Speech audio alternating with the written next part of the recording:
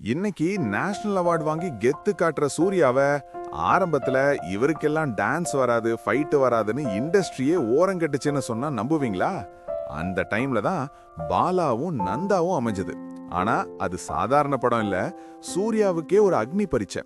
Bala shooting ஸ்பாட்ல சூர்யாவை சிரிக்கவே விடாம, மத்தவங்க கூட பேச விடாம, அந்த ரீஹாப் கேரக்டருக்காகவே அவரை தனிமைப்படுத்தி மென்டலா டார்ச்சர் பண்ணி தான் அந்த நடிப்பை வெளியே கொண்டு வந்தாராம்.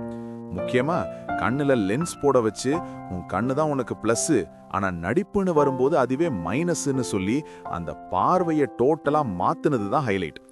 டயலாக்கே பேசாம கிளைமேக்ஸ்ல அம்மா விஷம் கொடுக்கும்போது அவர் காட்டின அந்த ரியாக்ஷன் தான் ஒரு ஃபிளாப் ஹீரோவை பெர்ஃபார்மர் சூர்யாவா மாத்துச்சு. அன்னைக்கு அவர் எடுத்த அந்த ஒரு ரிஸ்க் தான் இன்னைக்கு நாம கொண்டாடுற ரோலெக்ஸ் சூர்யாவை உருவாக்கியிருக்கு. உங்க பார்வையில சூர்யாவோட பெஸ்ட் பெர்ஃபார்மன்ஸ் நந்தா தானா இல்ல வேற படமா? மறக்காம கமெண்ட்ல சொல்லுங்க.